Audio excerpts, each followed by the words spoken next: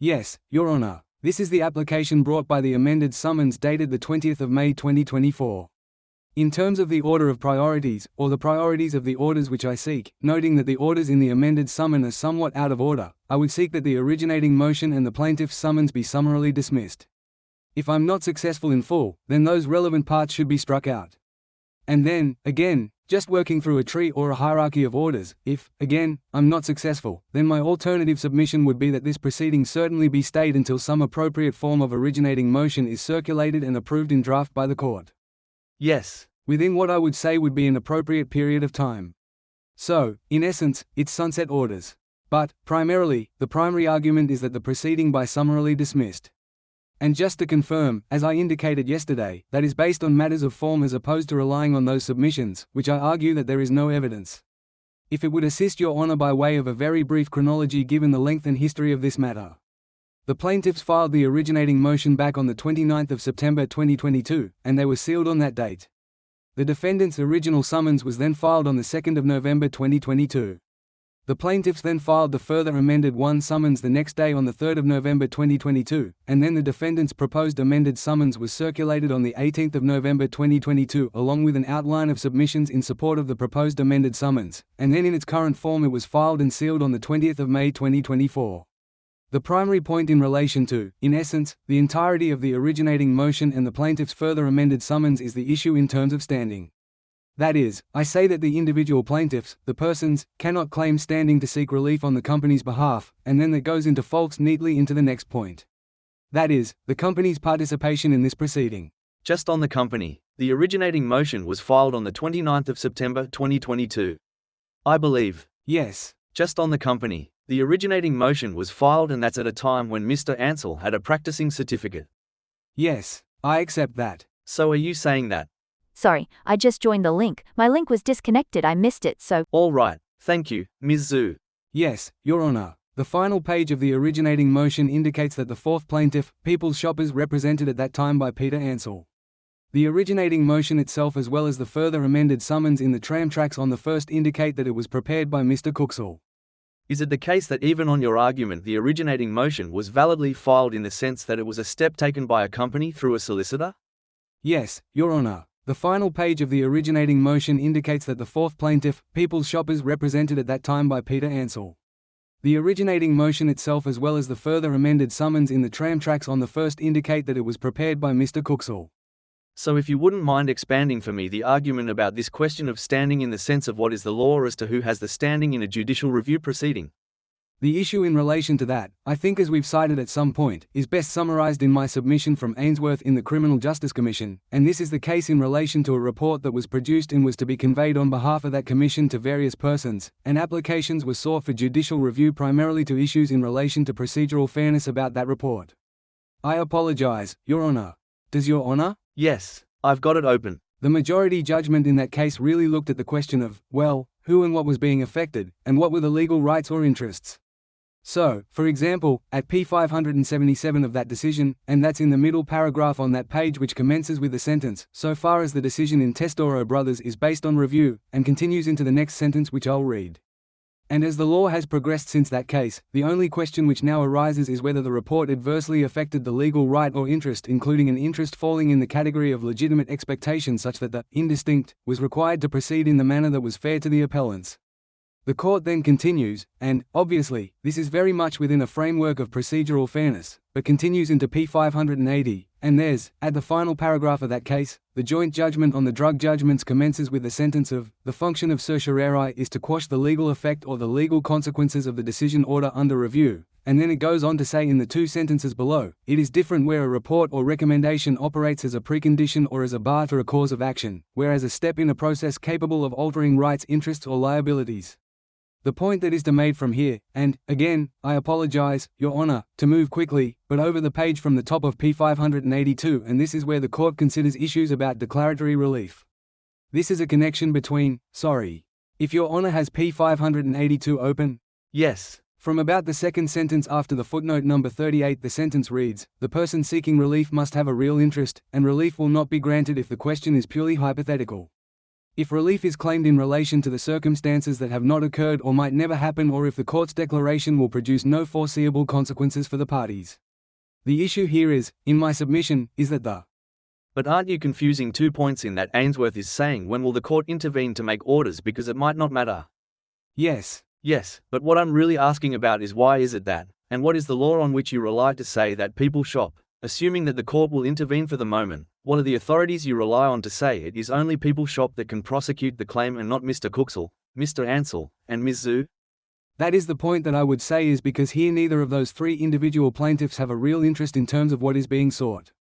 What is being sought is in relation to various actions, and I'll come to Mr. Ansell later, but various actions or decisions taken by the board in relation to the law practice Erudite Legal, which was a trading name for the company People Shop Pty Limited.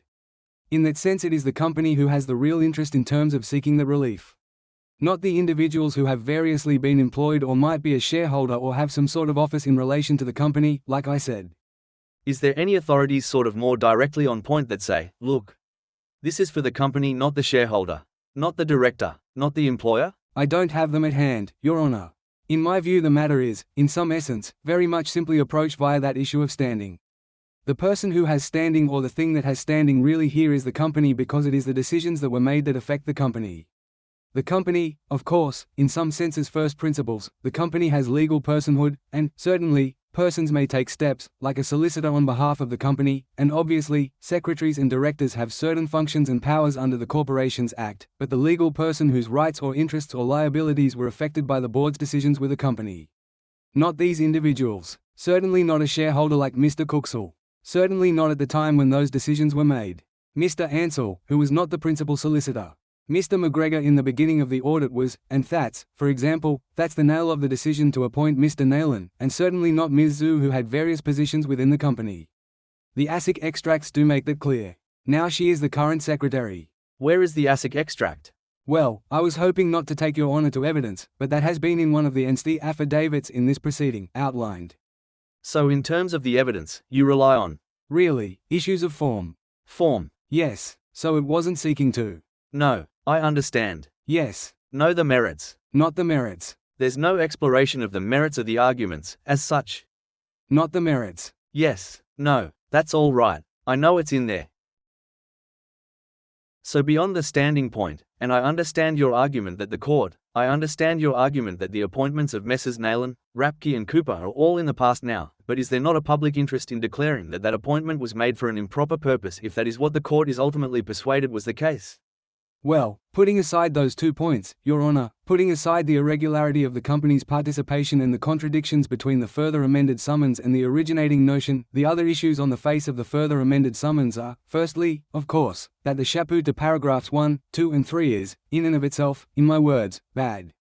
Yes. That is, bad in the sense of it particularizes somewhat contradictory matters between the Uniform Law and the Corporations Act, and it relies upon other matters by the grounds within the originating motion itself. So in that sense, it would be somewhat artificial to dismiss or, on one hand, strike out the, in my words, conspiracies put by the plaintiffs against the board and against various defendants, while at the same time, preserving, somewhat artificially, these 3 paragraphs. Because these 3 paragraphs, as I understand the allegations that are being put, are essentially wholly based on those conspiracies, as opposed to the legality of the appointments themselves. But if an originating motion had been drawn that was a judicial review application challenging the decision to appoint Mr. Nayland and the decision to appoint Mr. Rapke and the decision to appoint Mr. Gorton, and it was brought by the company and the ground relied on was that the appointment was for an improper purpose, wouldn't it have just proceeded through without anyone taking any exception? Yes. And the affidavit evidence would have either made good that assertion or not. Yes, I accept that, Your Honor. The problem is that we then again buttress against that issue, in my submission, that there is no affidavit presently that makes good those purposes. Yes, but that's a different point. It is, I accept that, but we've never said that the arguments that are put at the height of 1, 2 and 3 are not matters that could be justiciable. But they are certainly not, in present form, when they rely on everything else that has gone before the originating motion. Yes, and if you were to persuade me that everything else should be struck out, we haven't got to that argument yet. That wouldn't still mean that I would have to strike out paragraph 1, for example, of that amended summons. Yes. Does it? It does in the sense where it would be artificial, because paragraphs 1 and 2 and 3 rely on, firstly, that chapeau to the further amended summons, which in and of itself relies on those matters that are set out in the originating motion. It would bring it to a fairly artificial exercise, in the sense that it would also, as I understand the claims that are being put, restrict the plaintiffs from articulating the various conspiracies that have been alleged. No, but couldn't they still lead such evidence as they want to lead to prove facts from which the inference should be drawn that there was an improper purpose behind those steps by the board? Now, the board might go into evidence, or the board would either call people to say, I made the decision and this is why, and expose them to challenge, or it could choose not to and it could choose to argue that the evidence put doesn't justify the inference. Yes. There could have to be an exploration of the evidence and what inferences can be made, but that would not be an abusive process. Would it, in the legal sense? No, I have to accept that it wouldn't. That certainly has been, while we haven't necessarily opposed the setting down of those 3 orders, noting down the original approach taken by the judicial registrar and certainly, in some sense, in expectation of that occurring, the second affidavit of Mr. Anstey, leave was sought and that was filed in this proceeding. Yes, I have been talking about 1, 2 and 3. Really, I'm just talking about paragraph 1, at this point. Then I can confine myself as such. Yes. But in isolation I certainly wouldn't disagree with Your Honour about the utility and the justiciability of paragraph 1. The concern that I have is, and certainly when it's reflected on the rest of the originating motion and the rest of the further amended summons, is that what is being alleged here is based upon a variety of claims that are abuse of process or scandalous or simply irregular. In my submission, it would be very hard to be able to in practice in the running of the hearing separate out and deal with ground 1 without it essentially becoming a rolling judicial review of all of the other claims and grounds that are being put against the defendants. Can you just expand on that point? Well, in terms of the rolling nature of the judicial review, it is 2 things. If Your Honour, for example, summarily dismisses or strikes out all of the other aspects of the originating motion or the further amended summons, and Your Honour, I've just heard something on the audio. I'm not sure whether someone else has just joined or if Your Honour would like me to continue. No one's dropped out. I can continue then. My understanding is Ms. Zhu is on the line. Mr. Kuksal and Ms. Zhu are in the same house. Yes, thank you, Your Honour. Apologies, Your Honour. I just heard something. Yes. So in relation to the rolling nature. Sorry, Mr. Kuksal's not with me right now. But I didn't make sound. Sorry. That's all right, Ms. Zhu. When you say H is not with you, you mean H is not in the room with you. Yes. He has disconnected, and then I came through a different room to join to listen to Mr. McAuliffe. Okay, thanks. Yes. So the other issue then, Your Honour, if I could continue, is if that occurs, if everything else is dismissed or struck out and we're left with, say, for example, paragraph 1, then there is, in my submission, coming to that second issue within the Ainsworth, is there is an issue in terms of whether there is any utility in even dealing with paragraph 1 given that there would be no foreseeable consequence for the company, because it's not registered as an incorporated legal practice, it has certainly, there's no associated principal solicitors, and it is not operating or providing any legal services. Even accepting if that's all the case, would there not still be a public interest in granting relief if there were evidence that established I know that your client disagrees? Yes. No. I accept the theoretical, yes. Yes, that the board has improperly appointed people to take over a legal practice. I mean, I have to work on the assumption in this application that it's not a strikeout on the evidence, so what you're really saying is that even if the court were, as a thought experiment, if the court were satisfied that the appointments were effected for an improper purpose, the argument that it would decline to grant relief is so strong that the case should be dismissed at this point. That's so, yes. Because even if there was some sort of public interest, the issue that arises is that there is simply no utility given the fact that the company is not permitted and is not trading as, or working as a law practice. Yes, but the answer to that is, well, the reason it's not trading as a practice and it's not trading is because of these appointments. That will be the answer put back at you. What's your response to that? I mean, it can't be a world where the board takes over a practice, ends the practice, effectively, and then says to that practice, because you're not in practice anymore, you've got.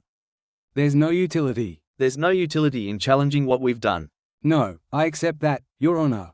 The difficulty here, well, the reason why I would say it's very different here is having regard to some of the matters that are being raised in this proceeding in relation to the Nayland reports. It's a very different factual matrix that the board acted under, and certainly the auditor, the investigator and the external manager acted on. There were significant concerns that were raised in relation to unqualified persons engaging in legal practice.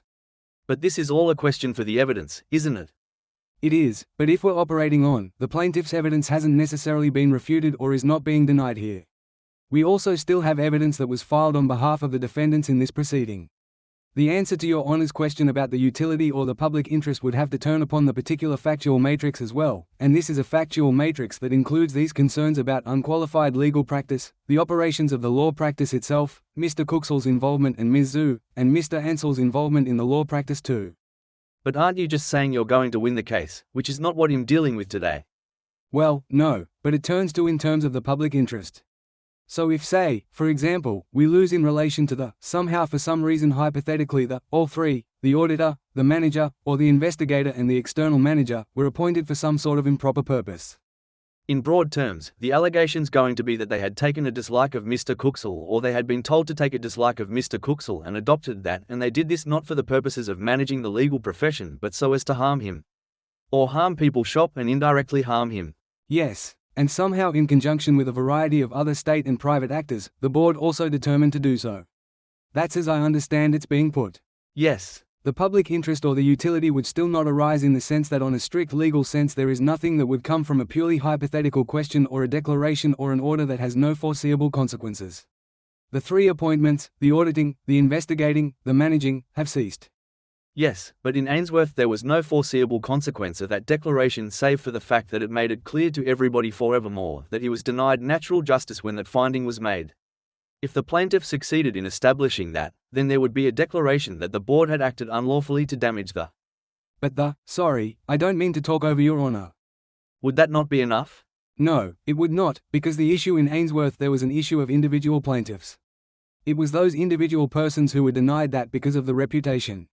Well, the company, People Shop Pty Limited, might have an interest in, if it's the entity with the right to say, look, come along and saying, we did nothing wrong and.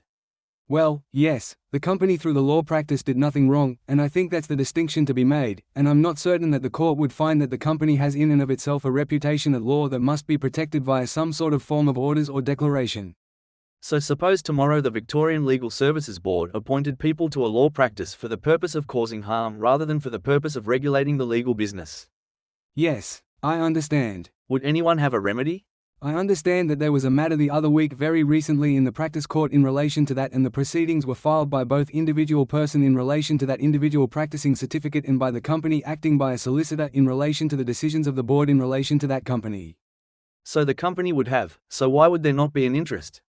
Why would not the company, here People Shop Pty Limited, have an interest or the public have an interest in obtaining a declaration that people had been appointed to People Shop unlawfully? I don't say that that doesn't exist. Certainly the company would have that interest, I accept that. The point that I make in relation to that is to rely on the irregular participation. What I'm saying, interest to get that, an interest sufficient to found a declaration even after the appointments have come to an end. I accept that they would have an interest, yes. Yes, all right. I accept that the company, if its participation was regular, would have an interest. I do accept that. The issue that I've raised is in relation to the foreseeable consequence of any such declaration. Yes, all right. Yes. If you, just whilst we're on these paragraphs 1, 2 and 3. Yes, Your Honour. And I said I was talking mainly about paragraph 1, and I was. Paragraphs 2 and 3 are seeking declarations, as I understand it, of legal rather than factual conclusion, if you like. Yes. Saying that the appointment reached its natural conclusion. On the first Nayland report, yes. Yes, and that there would have been necessary to have a fresh appointment of an external intervener. I'm really throwing it open to you for comment, in a sense. I see that as a bit different to paragraph 1. Yes, I think the other thing in relation to this is, of course, and I don't have the date in front of me, that Mr. McGregor also ceased employment with the law practice at a certain point. That it seems to be that question 2 really turns on this interaction of the purpose for Mr. Nayland's appointment as an auditor, as opposed to, then, his first report and what it is that he determined in relation to Mr. McGregor. It kind of seems, in some senses, there is an allure or an attraction to what's being put here in question 2 because it says very clearly, well, Nayland was appointed to look into Mr. McGregor.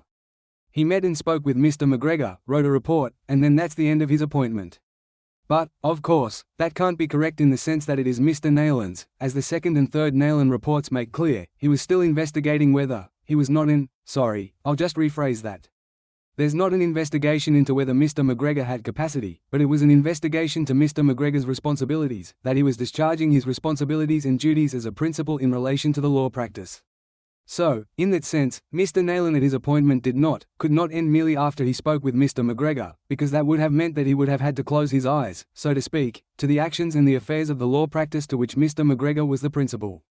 Yes. He was, indeed, in my submission, duty-bound to inquire into the law practice's affairs in order to ensure that Mr. Nayland, as its principal, was certainly discharging his duties properly under the uniform law. So to say that it reached a natural conclusion at the first report, merely after one conversation with Mr. McGregor, can't be correct. Yes, but this is the argument on the merits of the point. Yes, I accept that. Well, what about, when one decides, to the extent that I would in this, which I probably would, in this suggestion about whether there's some fancy behind the allegations, it is a concern, isn't it, that a current affair were there when the board's representative, Mr. Rapke, took over? I mean, that raises a question to be answered, doesn't it, about why the press were involved? It raises a question to be answered, Your Honor, but, fairly, I'm not sure it's a question to be answered by either Mr. Rapke or the board. There, as Your Honor, I apologize. I'm not sure whether videos have been played in this proceeding, but I've certainly watched videos, and Mr. Kuksal's referred to videos. Yes. That he or someone else or Ms. Zhu took. And, I apologize, I'm not sure if it is Ms. Zhu, but there certainly were videos taken. No, there are videos of it happening. I know. Yes, and as those videos depict and make clear, there were a number of other actors who were present at the premises, and those include private security guards, as I can make out, and Victoria Police. So to say that the decision of the press or the person who must answer to the press is Mr. Rapke or the board, I think, would have to mean that everyone would be blind or ignore the various other actors who are present. But going back to my point about whether there's some public interest in the court making declarations about whether things were done for a proper purpose or not. The issue of it adds some weight to what Mr. Kuksal says, that this was done with a view to embarrassing him or the company. But that assumes the connection that it was Mr. Rapke and or the board have had anything to do with the media. Yes, it assumes the possibility of that connection. And I don't think that's a safe assumption to make, that there were other persons who were present and involved, including, for example, Victoria Police, or private security guards. Yes. I mean, I don't wish to give evidence from the bar table, but the involvement of the media in a variety of circumstances, whether they're civil investigations or criminal investigations, is well known, unfortunately. And it is not apparent, either in this context or a variety of others, how it is a variety of media personalities or cameras get to know information or arrive at certain places. Were they invited into the premises? I can't remember. I mean, once Mr. Rapke took control of the premises, he would have had the power to say to cameramen from Channel 9, "Get out of here." I would assume so. I don't know what from Mr. Rapke's perspective. I asked them 5 times, can you not let current affair in? And they, Ms. Zhu, it's not your turn. Sorry. Ms. Zhu, it's not your turn to talk. The issue here is that we, then, are rolling into, in my words, issues about the improper nature and this grand conspiracy that is being put by the plaintiffs against all of the defendants. And, somehow, the involvement of presence of the media on one particular day is indicative of that. Yes. Where there is, certainly, nothing that suggests, this is an evidentiary point, but nothing that suggests that that is the case. But even as a matter of form, these are, in some senses, require factual findings. They seek to preempt a variety of other types of claims or causes of actions that might come in the future. Things like, as has been indicated, misfeasance in public officer or a variety of tort. Yes, well, look, I've distracted you, so if you want to move to that aspect of it, do. So we've dealt with the standing argument, have we, and the question about your point that everything is in the past? Yes. All right. And the appointments have ceased. And I understand that Mr. McGregor's employment was terminated by the law practice in early November, and that's contained in the third Nayland report. Yes. Putting aside, for one moment, the issues of utility and the reasons, or the improper purpose which I would say these proceedings have been commenced, there's also the next submission in relation to an abuse of process point that's been put in relation to concurrent and multiplicity of proceedings. Yes, but how does that work? Why don't they get struck out and this proceeding continue? As I understand it, I think the majority of them have been temporarily stayed. And so, but they are. Just conceptually. Yes. I agree that there's a potential problem if proceedings are being brought in different cases, different proceedings are being brought seeking the same overlapping, sort of, issues. Yes. But why does that mean? How does the court choose which one, then, gets struck out? No, I think the answer is, firstly, as I understand it, having appeared in at least one, they are, in some senses, more progressed than this one. There's certainly been some stagnation to this proceeding where, respectfully, the plaintiffs have not moved much in the last 2 years. Whereas in the other proceeding, at least the one proceeding before Justice Ginane, and I think that is 04808, there's certainly been a variety of applications for the. Is People Shop the plaintiff in those cases? No, Mr. Kuksal is in 04808, and in 00183 I will just have to bring up my notes. According to your submissions, it just refers to Mr. Kuksal, well, Mr. Kuksal and Ms. Zhu in those other proceedings. Yes, that's right. Sorry, Mr. Kuksal and Ms. Zhu in. So if you're right that this case legitimately, at best, concerns complaints brought by People Shop Pty Limited, then this argument falls away. yes. I accept that, yes. The next point is, moving away from the evidence, just a point about the scandalous or convoluted nature of the plaintiff's claims within the originating motion and also their amended summons. Now, as part of the written outline of submissions, there has been prepared an Annexure A to that document which seeks to separate out, well, put in some senses, but work though a detail about the nature of the concerns of the originating motion and the further amended summons. If Your Honour has a chance just to turn that open, the broad points are, and I can take Your Honour through as to why, but certainly, the broad points are that the nature of the claims in the originating motion and the further amended summons are convoluted and aggregated. That is, they make a variety of claims, both grievances and various assertions, against all of the defendants, in some sense, without providing particulars as to either the cause of action against individual defendants or particularization as to what individual defendants have done, or even particularization as to how some of these grievances or assertions are made out, in terms of legal reasoning. So the starting point for the originating motion is under I, the plaintiff's claim, and then heading which is judicial review and declaratory relief. That's addresses at paragraph 1 of Annexure A, in terms of just trying to summarize and describe the nature of the alleged decisions or alleged conduct there. Including alleged, amongst everything else, contravention of Chapter 3 of the Commonwealth Constitution. I've just noticed the time, Mr. McAuliffe. I apologize, Your Honour. Yes. Thank you, Your Honour. Now, Your Honour, I had indicated that I was going to seek to assist Your Honour just in relation to that issue about the company entity and legal status. I can say that has certainly been fruitful, so if I could just return to that briefly in terms of the regularity or not of the company's participation in this proceeding. Yes. A decision of Worldwide Enterprises, the medium neutral citation is 2009, VSC 165, by Justice Forrest, which looked at the purpose of the rule and the circumstances in which a company might be permitted to take a step without being represented by a legally qualified person. And His Honour sets out a number of matters and circumstances which should be considered in determining that issue. And here, of course, a number of those are relevant, and that would include, for example, the manner in which the case is being commenced and progressed, the complexity of the issues, whether the case can be conducted in an orderly and responsible fashion. But hang on, if I let it. I apologize, yes. It's what's going to happen into the future that matters. Yes, I accept that. And that's the point that I just to make here is that if Your Honour doesn't strike out or summarily dismiss these claims on the basis of the company's irregular participation, then Your Honour is still left with an issue here. We've got a very complex, on one view, proceeding that is, in my words, a rolling determination of a number of different facets and legal claims, which in my submission cannot be undertaken or conducted in an orderly and responsible fashion without a solicitor. But I would have to cross that bridge if I come to it. If it gets to the situation where the company's the only party left, and then can I decide what happens next?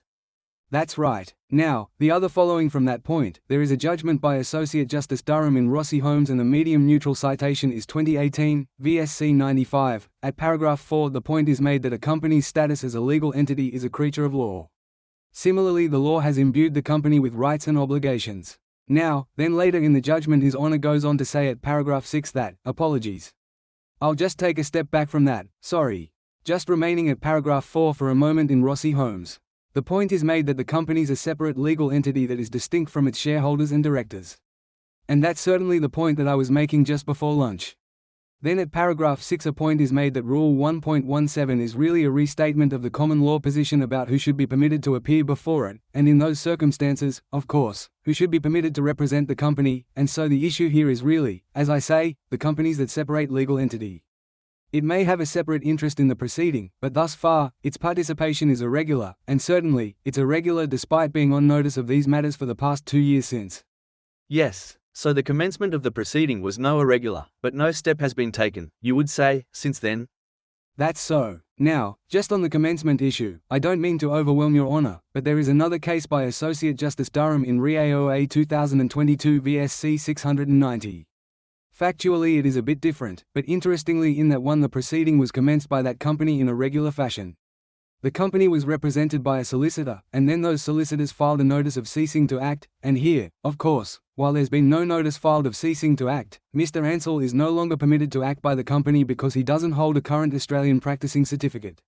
Following application of what I would say are standard or orthodox principles, the decision was made to decline, I think it was a director, and/or secretary, to represent or to continue to represent the company in that proceeding.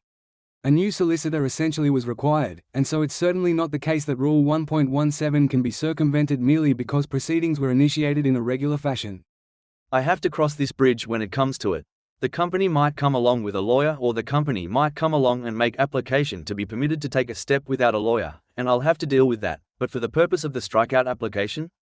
It is still relevant because the further amended summons were filed after Mr. Ansell ceased to hold an Australian practicing certificate. It was filed on behalf of all of the plaintiffs, and no leave was sought on behalf of the company for a dispensation under the rules, and despite these matters being raised fairly, no leave has been sought in the last 2 years. So what does that mean? You say I should treat the summons as not having been, as the company has not been a party to the summons?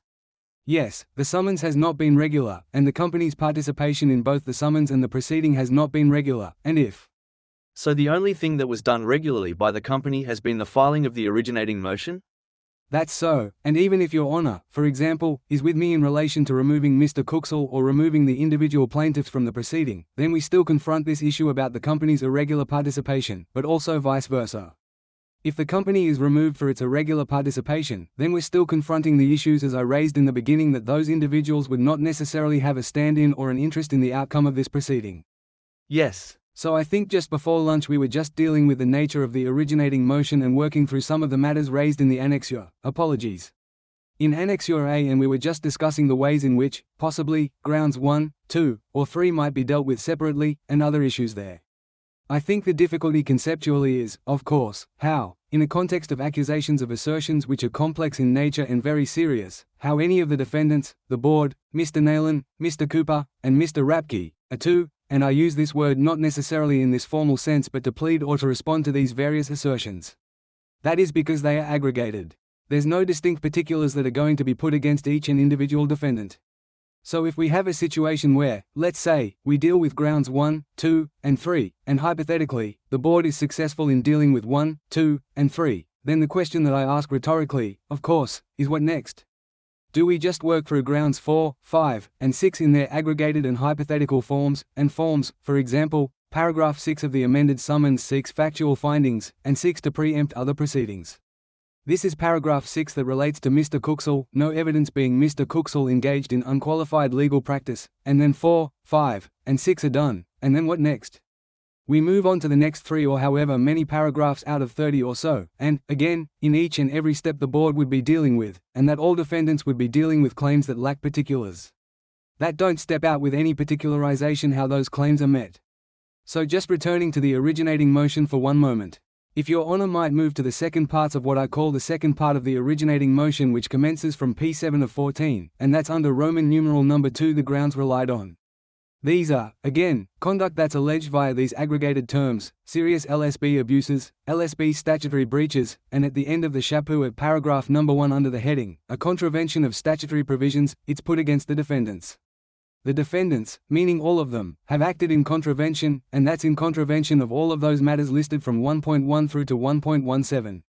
Now, of course, it may be that potentially that the plaintiffs are making allegations against all of the defendants for all of those matters that, in what is technically a judicial review proceeding, is almost impossible, unintelligible in the sense of how each defendant is meant to be able to respond to each of those identified statutory provisions, particularly when over the course of the next 7 pages there's very little, if any, cross-references to those statutory provisions, and the plaintiffs don't make out or don't particularize how those provisions or how each or all of those defendants have apparently contravened all of those provisions, including, for example, International Covenant on Civil and Political Rights.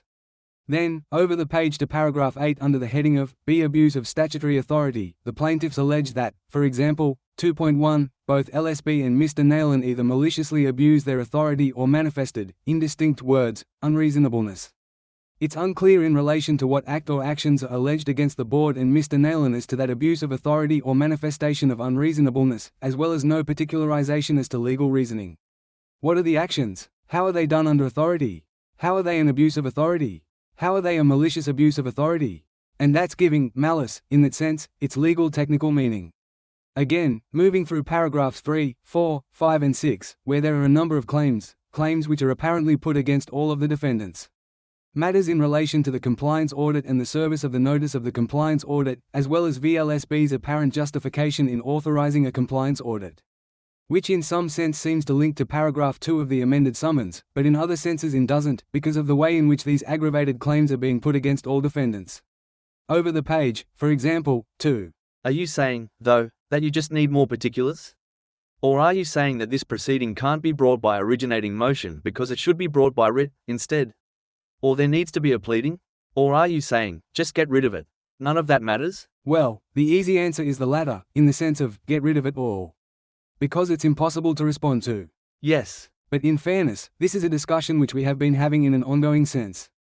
How is it possible for anyone, let's just take the board, for example, to be able to respond to this? Some of the claims within here are claims of tort, misfeasance in public office, possibly negligence. In some senses, those claims or causes of action are real, are legitimate and known to law, and they should be commenced by a statement of claim. There should be pleadings. There has been a question ongoing about, and I emphasize that this is not something that is sought today, but if, in some form, the originating motion or the further amended summons does proceed, whether or not there should be some form of pleadings ordered so there is a way in which those matters or those particular claims can get to trial. Because at this stage, in a judicial review proceeding, the board and/or the defendants are going to have to front up at trial, in some way, to defend on the. Well, one of the things I have to do is try and work out what this proceeding is. Because you're right that the originating motion expresses itself to be an originating motion for juridical review and Part A is headed, Judicial Review and Declaratory Relief, but then it does seem to move into non-judicial review aspects. Yes, so if Your Honour just had open, and maybe, if possible, together, but annexure to the submissions, we had attempted to summarize the three parts, parts A, B and C, of the first part. Yes. Part A is certainly judicial review and declaratory relief, but then Part B, which I have skipped over, in terms of oral submissions, references, equitable relief, and that refers to things such as release of documents, intellectual property, provision of information. There is also reference in there, under equitable relief, in relation to indemnification of plaintiffs, restitution, counterprofits. Somewhere within these claims, I don't have it in front of me, there are also claims in what might be called conversion or detenue, where the plaintiffs seek return of goods that apparently were taken at some point. It is rolling, in that it is seeking to review a variety of not only decisions but ACTS and actions across a variety of causes of action. Now, some of these claims are legitimate in the sense that they refer or might be taken to mean lawful or legally known causes of action, but they are all in one document, all under a judicial review proceeding. That's B, but then Part C, which commences from P6 through to P7 of the originating motion, is also headed or refers to Order 56 feet. I take it to mean it is judicial review, but it seeks, within Part C, also, for provision of information for orders that the defendants undo things. Undo this so-called Kuksal promotion, and also undo registration matters relating to Mr. Ansell's practicing certificate. I identified why, in those written submissions, in a judicial review, those provisions that are sought to be relied upon by the plaintiffs under the uniform law are not available to this court, but certainly might be available to this court following an appeal from the tribunal in relation to Mr. Ansell's practicing certificate. I can address Your Honour further on that as an issue. Yes. So just very briefly, I think that, in the written submissions, apologies, Your Honour. Thank you to my instructor. I think it's P7 of the written submissions, at paragraph 29, which just refers to and cross-references S464 of the Uniform Law. As identified there, when the provision is read properly and in context, it doesn't permit this court, on judicial review, to seek to do what the originating motion seeks. That is, on a judicial review to renew the registration of Mr. Ansell's practicing certificate. Just returning to that second point that I started off with, when we actually come to looking at how will this matter be ready for trial and how do we progress through some of these claims, because of course, you know, the court is able to separate off and make orders in relation to the trial of certain claims in advance. But once we start, in my words, sorry to use this, unpacking some of these claims and really looking at what evidence is required and what might be required in relation to responses or pleadings and inquire into these various claims in the originating motion, that is when the aggregated nature of them is revealed and that is when it is apparent that there are a number of different types of claims, as well as just general grievances and assertions being made against all the defendants. Yes. So moving on to P9 of the originating motion. That's where one of the headings, circa, conspiracy to violate the plaintiff's rights, I say that it's very apparent that what follows is actually not any allegation of conspiracy known to law. It includes allegations about the first defendant, the board, and possibly others, having acted in breach of the separation of powers between the executive and the judiciary. Now, that conclusion is not found until P12, at paragraph 25, but that's certainly the thrust of the narrative that is being put forward. If your honor turns over the page to paragraph 17 on P10, this is somewhat unique in this originating motion. What occurs in paragraph 17 is really what could only be described as a narrative where the directions that were issued by Paragraph 17? That's so. Yes. Yes. From P10 of 14. Yes, I have that. What occurs in the chapeau is that reference to the MSDs, which I think has been defined earlier in relation to the directions that were issued by Mr. Ansell on behalf of the board and its effect or alleged effect on the operations of the law practice and apparently any performance in proceedings and interests of clients. And then what unfolds over 2.5 pages is this narrative about how these directions apparently had those alleged effects, implementing some sort of higher or harsher standards. At paragraph 17.3, demanding greater visibility into the firm's affairs. 17.4, creating additional compliance burden and thus reducing the firm's resources for productive work. I mean, this is a narrative being put in the originating motion that doesn't appear to have a grounding in any course of action. And certainly is not particularized, or it has no reasoning about what it is and why happening. What are these ACTS or actions apart from the fact that the directions were issued, that had this impact or this alleged impact? And then, again, at paragraph, over the page, to 17.6. The introductory sentence there, providing the LSB with additional opportunities to intimidate, coerce, incite or collude with any disgruntled employees of the firm against the interests of the firm's clients. It is unclear what that means. It's convoluted. It's unintelligible in the sense that the board and its defendants can't respond to that in any meaningful way. It doesn't appear to indicate any form of course of action, but it still continues in this narrative sense. The prejudicial following paragraphs refer to alleged prejudicial impact, references to the prejudices created by the board on the law practice and its clients. And then just before we get to 17.7 there's a comment, in return the LSB exploits the nefariously fabricated allegations made against Mr. Kuksal and the firm to make prejudicial decisions and enforce punitive measures against him without providing him an opportunity to address allegations. Even accepting, hypothetically at its highest, that there is something there, it is totally unclear that this is anything more than a grievance, a mere assertion. It is wholly unacceptable in the sense that there is nothing that provides a framework or a pathway of reasoning to that conclusion. It is impossible for my client to be able to respond to that. And in that sense it has to either be described as scandalous or frivolous or vexatious or all of them, but it is certainly a part of this narrative within paragraph 17 that culminates over the page with these allegations that are not only vague, but really in many ways meaningless about breaches of separations of powers. Breaches of rights of individuals and apparent corporate entities that are implied in Chapter 3 of the Constitution. That reference is found on P12 of paragraph 26. There's allegations that somehow follow this narrative within this subheading, Part C of a conspiracy, about, Your Honor will find them at paragraphs 18, 19, and 20, which have less of a narrative flavor, I have to say. But still lack the basic questions of how and why. The Rapke appointment was not in compliance with those sections of uniform law. How is that put? Or why is that put? Section 336 did not authorize LSB or Mr. Rapke to effectuate the erudite legal heist. Putting aside that defined term, again there's no explanations of how or why. Paragraph 21, decisions made not to review, apologies, not to renew professional indemnity insurance. Let alone whether that such decision is justiciable, it is wholly unclear about who's that with, that put against. Is it put against all of the defendants? If so, how does that amount to a conspiracy? This is still under Part C, which is the conspiracy. And how is the board or any of the other defendants meant to plead against that? Or meant to be able to respond to that in an intelligible fashion ahead of trial? Paragraph 24, for example, excuse me, Your Honor. Decisions in relation to instructing solicitors to oppose certain subpoena applications, it seems to be allegations of some sort of misconduct. Again, still within a conspiracy claim and still in Order 56, judicial review. How even at a base-level decision to instruct solicitors can be said to be public misconduct, let alone how it can be said to be public misconduct. I don't think it's the fact that they instructed in the sense of engaged court chambers with, it's that they gave instruction to oppose the subpoena applications. Yes. So it's really the opposite, how I read that is. The opposition. The suggestion that it was the opposition to the subpoena applications that was public misconduct. Indeed. But how the board is meant to be able to engage in some intelligible fashion with that allegation in an Order 56 judicial review is impossible. If that such a decision is. I'm going to have to work out what this proceeding is, in a sense, aren't I?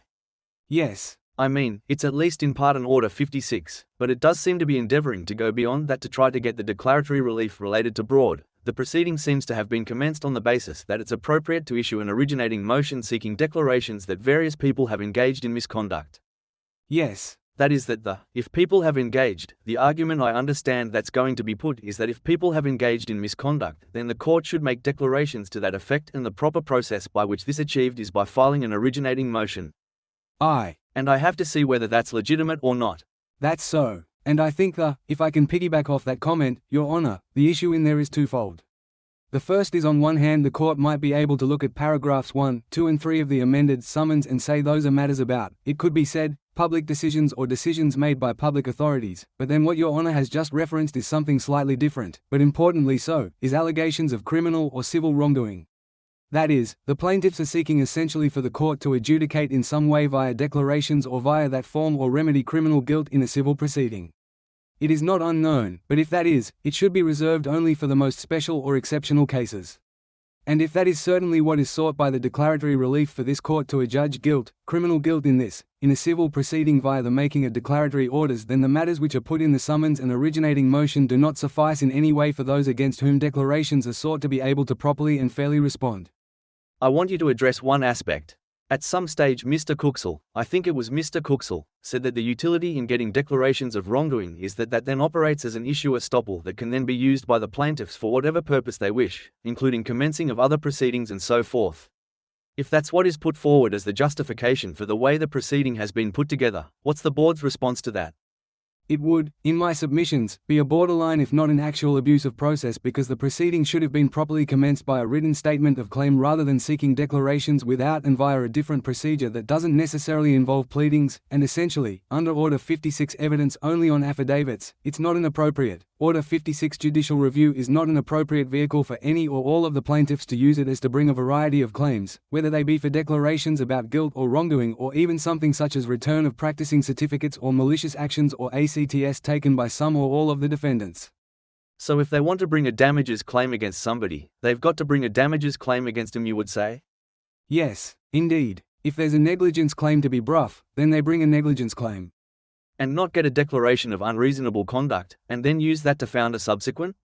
That's right. I can see that there's traction of that way of thinking to the defendants, but are there authorities that you can point to where this issue has been discussed or explored?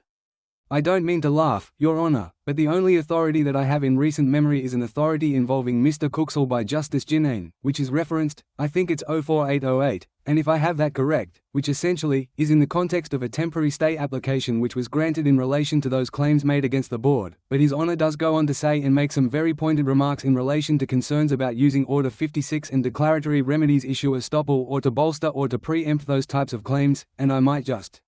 What is the citation of that one? If Your Honor would just excuse me one moment. Should be on P6 at footnote 22. There is a reference to two citations there. Kuksal, yes. And I just don't have it open in front of me, but certainly, from memory of that judgment, His Honor certainly does inquire further that as an issue, and canvasses some of the case law in relation to Order 56 as a vehicle. Now, I'm certainly not saying that applies wholly by analogy, but it certainly does apply in the sense of Order 56 and seeking declaratory relief and its appropriateness or otherwise in relation to other types of claims.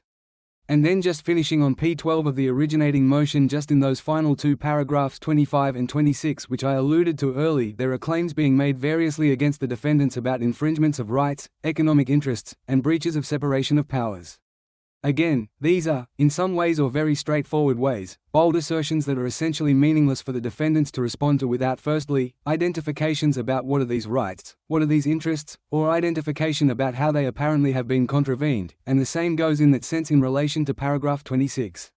Now, that brings us to the end of the originating motion in terms of that detail, but I would note, and I won't go back over it, but the next should be that the written submissions outlines those matters which are said to be scandalous in a sense that a number of allegations are put against various, not just defendants, but also former employees of the law practice across the originating motion in some detail, which without reference to the evidence, but certainly don't particularize or don't engage in any sort of legal reasoning pathway how those matters are sustained against those individuals. And just turning briefly to looking in some detail the further amended summons. If Your Honor has that in front of you, Your Honor, we've already discussed paragraphs 1, 2, and 3, and the issue with the chapeau to the entire summons. Turning to look at P2 of the further amended summons. Paragraphs 4, 5, and 6. Again, we have issues that are, in essence, either hypothetical or attempt to preempt other proceedings as we've discussed. Then we have a matter such as paragraph 8, by way of example, seeking to determine and declare that in view of the circumstances prevalent at the time. Again, the circumstances are not set out. It was not improper for Mr. Peter Ansell to be hesitant to comply with instructions of Mr. Nayland, and Mr. Cooper will be unwilling to engage with them in accordance with their agenda.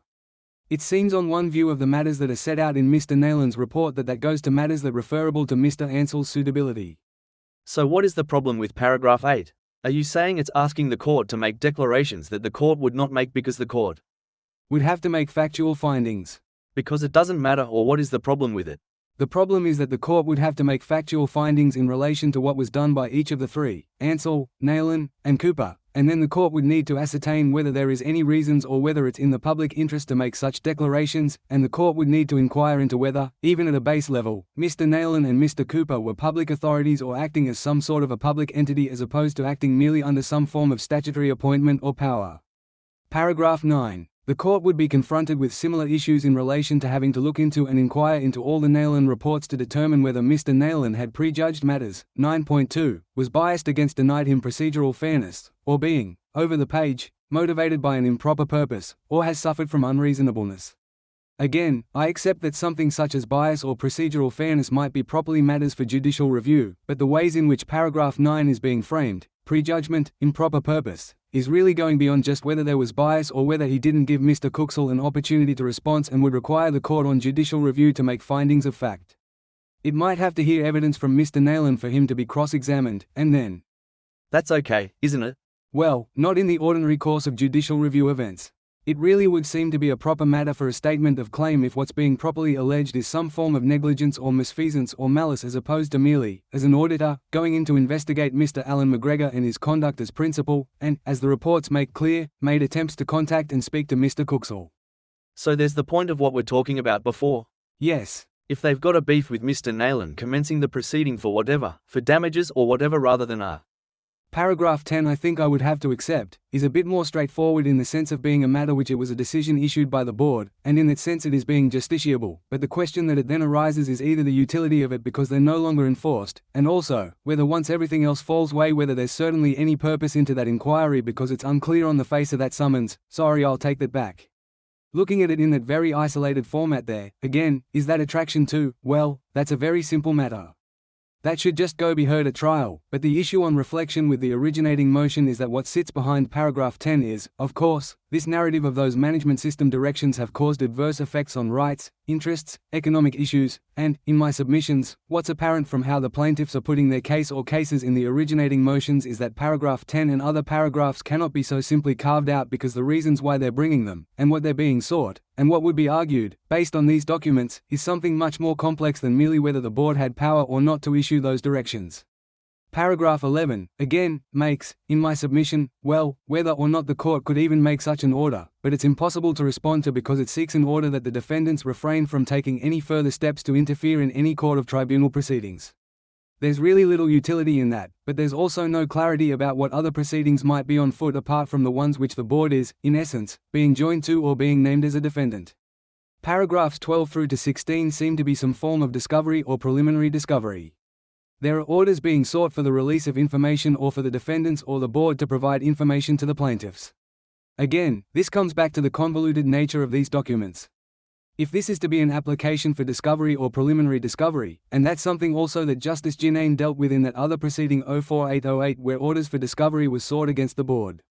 That is a matter that should be properly run as a separate summons, an application, and there should be a sufficient and identifiable basis for that discovery, but here the problems with 12 to 15 to 16 I'll come to in a moment, really seems to be that these are not properly formed order for the discoveries. They are really orders that would be consequential to success in the other claims that are being brought against the board. That is, once successful, the defendants must inform the plaintiff of these such matters or release such matters. Now, it might be that I'm wrong about that and the plaintiffs want all that information now, and in that case, it's better described as an application for discovery. Order 16, in essence, seems to be some form of injunction that is being sought against the board, refraining it from using any such information obtained to the so-called SK proceeding information. Again, it's hard to understand the basis for such an order that's being sought. Indeed, there is no basis that has been put forward for such an order. The paragraphs 17 and 18 we return to some form of discovery or subpoena that's being sought for requests for information being sought against the defendants, and 18 refers to Mr. Rapke specifically, and even putting aside such matters such as the court's jurisdiction to be able to deal with these sorts of requests in this type of summons or application, we're still at a point where if we work off subpoena principles, it's, very much on its face, a fishing expedition, but if we work off discovery principles, it's not apparent how such matters would be relevant at this stage to the claims that are being brought by the plaintiffs, because it seems, as they've said, I think, in this proceeding at least, hand in hand that they've made these claims, and they're trying to access or seek to access to other information or other documents which may or may not exist, which they say certainly may or may not, or they say that would exist, and I apologize. If I might just return to a different matter, Your Honor? My instructors just corrected me that Justice Ginane dealt with the discovery issue in a different proceeding which we call Kuksal and Miak, and the citation for that case is 2023 VSC 624. That is referenced in the written submissions still, but it is, unfortunately, just over the page at footnote 20. I apologize. So the discovery was dealt with by Justice Ginane in the Miak proceedings, not the State of Victoria proceedings. So footnote 20 of your submissions? That's so. On page 5. Yes. So I think it's at paragraph 107 Justice Ginane, in the Miak proceeding, dealt with the issue of discovery there. The situation, as I would put it, that the plaintiffs or at least Mr. Kuksal, who's certainly in a variety of proceedings, trying to get access to or get at information or documents which he says exists and has not been able to articulate either they do exist or the basis for any access to them. Returning just to the summons and going over the page to P4. Paragraph 19. Respectfully, I've had very significant difficulty to make submissions about paragraph 19 because on its face it is extremely vague. It is certainly unclear about the nature and form of the declaration that's being sought or how, for example, in the middle of it says, Mr. Rapke and VLSB had functioned as a collective de facto managing director of the firm, and had attracted their obligations and liabilities in respect of any prejudice directly or indirectly caused by their actions. I mean, on its face it really is this issue estoppel again. The declaration is being sought against a variety of actors to essentially, one would assume, found a claim or a different type of claim in a different proceeding, but regardless, it's unclear about what are those prejudices, what are those obligations and liabilities that are being claimed. We then come to a variety of orders. Essentially, from 20 through to 24 which, in my submission, there's a serious question about whether the court would have jurisdiction to be able to make such orders on judicial review or to the VLSB to promptly remove all publications concerning the plaintiff on its website. 2. Retract a retweet, a tweet. I assume that's a reference to what used to be called Twitter and is now called X. Issue apologies. I assume that's apologies to all plaintiffs. Paragraph 23. The court to instruct its CEO to investigate matters in relation to the VLSB's improper or unlawful collusion. So I'll just pause there for a moment. So not clear what the basis is for such orders, what are those publications or tweets, so to speak, or even how the court has jurisdiction to be able to make such orders. They really lack sense. I mean that by that it is almost impossible for the board or the defendants to be able to respond to such matters. We then come to paragraph 24, the VLSB cease and desist from pursuing any investigations of alleged summary offences being pursued under the Criminal Procedure Act. I cannot understand how, under any of the established or orthodox categories of judicial review, such an order might be made to prevent any person or a regulator from investigating or pursuing investigations in a criminal matter. Regardless, it's put wholly without basis or without a sufficient pathway of reasoning as to why that order should be made.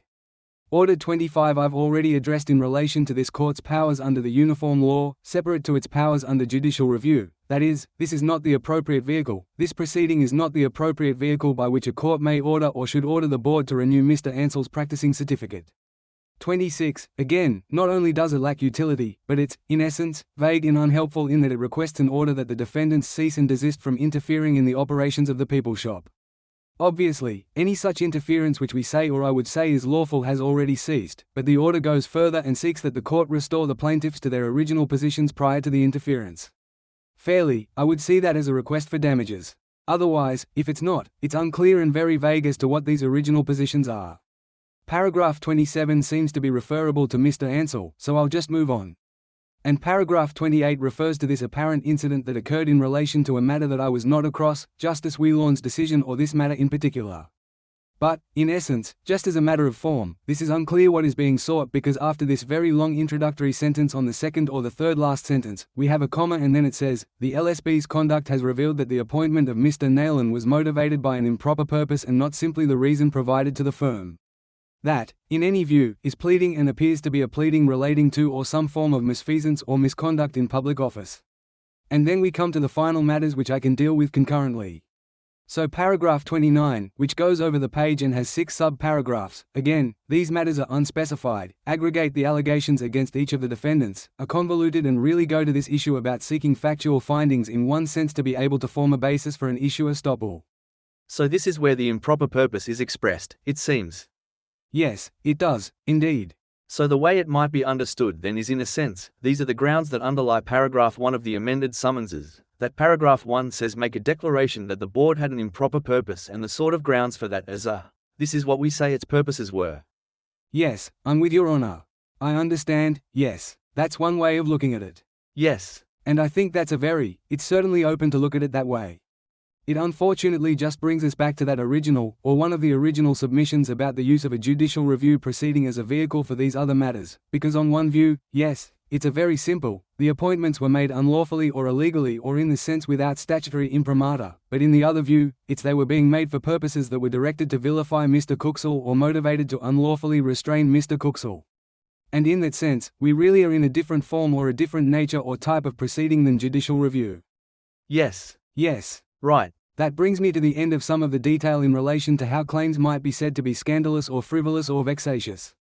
I've already addressed your honor in relation to those matters that are a separate point in relation to the use of these proceedings to adjudicate criminal guilt by declaratory remedies.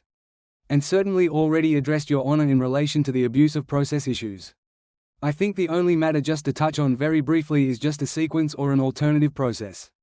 In approaching this submission, I don't mean to take the wind out of my own sails or to undercut any of the submissions that I have made today in support of my application. The purpose for these submissions is really to, in one sense, highlight the complexities of what's before this court, but also to try to assist the court to work out a way forward if I'm not successful on my application. Because if the matters or claims aren't summarily dismissed, it will have to be made clear about which claims stay, whether they are struck out or need to be repleaded or redrafted, whether evidence either from the plaintiffs or the defendants are required.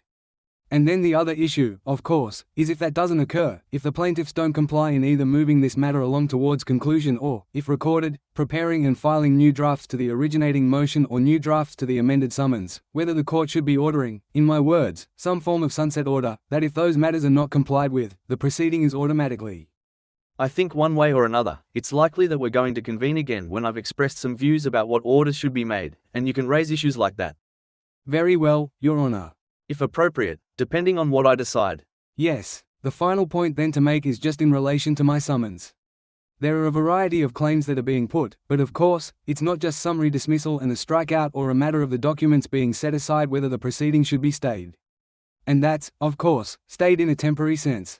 Because one of the key issues that I've raised is what claims are to progress to trial. I say, of course, none of them.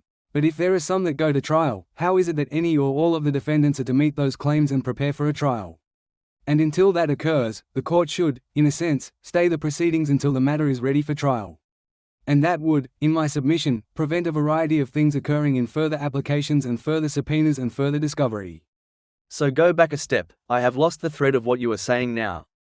Yes, the first step, really, should be if there is a claim or claims that can progress the trial. Have you heard from the defendants? Yes. I look at this and decide what I think about the current state of play. Yes. All right. Then. And assuming, for the sake of argument, that some, or all of it goes ahead. Yes. Yes. Then the form in which that is going ahead, and if there is an issue with the form of some or all of those claims, that should be dealt with first. The defendant should not have to be dealing with not knowing the case that is against him while trying to deal with possible applications for discovery or possible subpoenas that might be being concurrently raised. When you say, and not knowing the case against you, do you mean not being aware of the material facts, so to speak, that the plaintiffs are going to prove to make good their claim? That is so, both the material facts, but also. Because, sorry to interrupt. Yes. Ultimately, the plaintiffs, if they have their way, will be asking me to draw inferences of bad faith or improper conduct, which inferences will have to be drawn from certain established facts. Yes, I accept that. So I am trying to tease out what you are saying in terms of you being prepared. What you are saying is your clients would have to know somehow or other that the facts that the plaintiffs are seeking to, not the conclusions. Yes. But that the facts that the plaintiffs will try to prove from which it will be said an inference of misconduct should be drawn. That's so. And not just that so, but also the other point that I was making is also in terms of the aggregation. That is, we cannot progress to a trial merely knowing that all of the defendants are said to have done X or Y. Not only what are the material facts, but what are the facts, how are they referable to either each or all defendants, and even the conclusions. How are the conclusions sought to be proved referable to each or all defendants? Yes, well, there is being in a position to deal with the evidentiary allegations, and then being in a position to deal with the arguments that flow from them.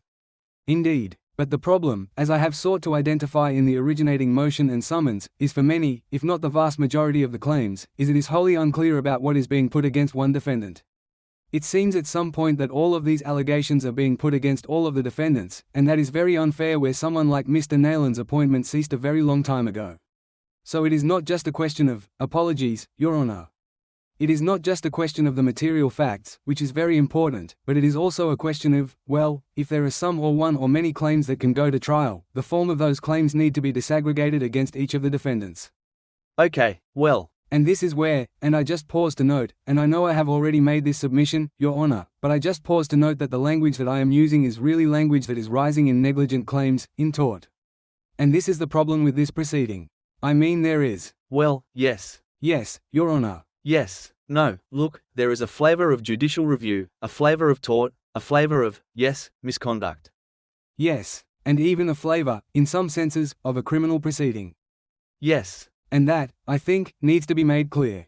Because one of the other issues that of course will arise, and I just want to be really clear that I am not sure what will arise, but I also don't want to be in a position, and client does not want to be in a position, where we are having to, essentially, have, my words, like a boomerang or a rebound application where Your Honor has made a decision, sought or directed the plaintiffs to replead or redraft certain documents, they do so and then we are in a position again where I am here, or someone is here saying these are still criminal allegations that are being put, or criminal findings that are being sought, or the conduct is still aggregated or the material facts have not been made clear which is sought to be proved.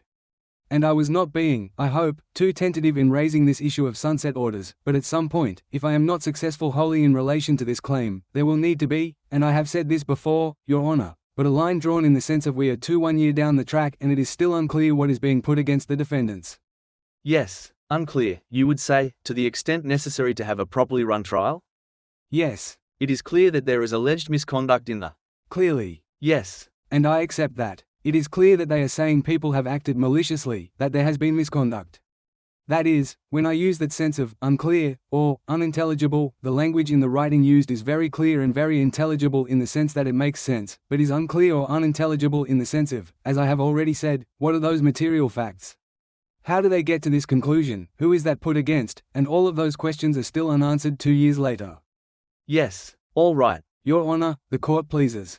That is what you want to say? Yes. All right. What I was thinking of doing is adjourning the application until Friday next week, Friday the 6th of September. Is that a day that you could accommodate, Mr. McAuliffe? Unfortunately, I just will be before your brother Judge Beale in another matter on Friday, but I will have a leader in that matter, so it just depends on what time Your Honor will. Well, what I was thinking of doing was having that as a day on which by that time the plaintiffs will have had an opportunity to absorb what has been said today from the transcript, to the extent that they have not joined the hearing, and I was thinking I would give them a day to make submissions in response. If it is, I might have to take instructions. I certainly would not be available for that whole day. If no submissions are being sought on that day in reply, it might be. There may have to be some reply.